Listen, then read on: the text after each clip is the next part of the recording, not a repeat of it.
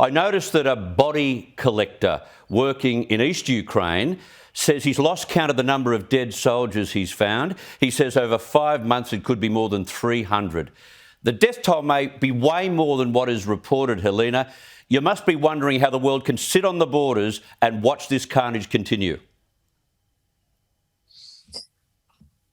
The number of victims among civilians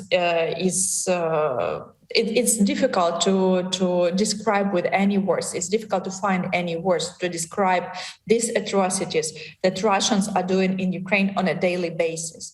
I should tell you that there are different numbers. There are different numbers of victims among civilians.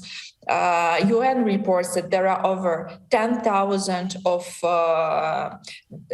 murdered Ukrainians among civilians.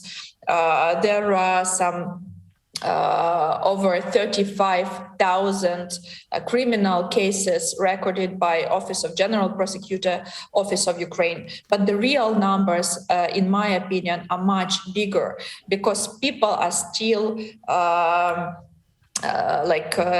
some rescue services of Ukraine are still finding Ukrainians under the ruined buildings and stuff like that. And one thing that I should tell you, and this is very important, is that Russia has changed their tactics and their strategies. And currently, they are hitting the civic buildings, the civilian buildings. They behave like terrorists because Russia is a terrorist state. Just a couple of days ago, they hit Vinnytsia, which is central Ukraine, and they hit offices, just working offices. They killed over 30 people, including 3 children. Over 100 people are injured, and we are talking about just regular office where people were working during the day. A couple of weeks ago, they hit a mall in Kremenchuk. Yet a couple dozen people were murdered. We are talking about mall where people are spending time like buying some things and spending time with their families. And Russians hit that mall because that's how terrorist state behaves. Yes, exactly. It's gross. It's gross. I want to ask you one more thing. I've only got a limited time, but I want to. World should treat them, and civilized world should treat Russia as a state sponsor of terrorism. No deals with terrorists. Some sectoral and some additional sanctions to the countries who are providing weapons or who are providing some elements for Russia to help them to build more weapons. Yeah, we must do more. We must do more. I completely agree. Just very quickly, you're very keen to see Ukraine join the European Union. It's at candidate stage now. There are a few hoops to go through. What is that point? What's important about joining the European Union? Well, it's about it's a historical, absolutely historical decision because Ukraine was always a part of Europe, and now it's basically finishing this historical way of Ukraine.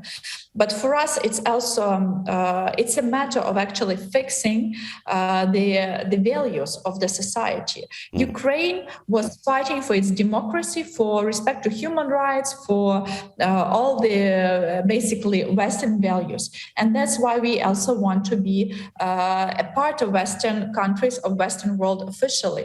For us, it's very important in order not to in order to stop all Russian propaganda that Russia sees Ukraine as part of their country or a part of a new USSR.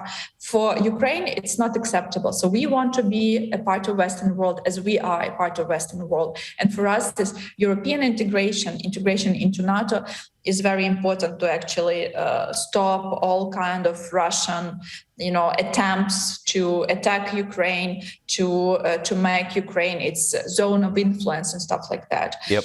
We plan to start negotiations, another round of negotiations with European Union in the fall of this year, and we hope that none of European countries will be blocking this process.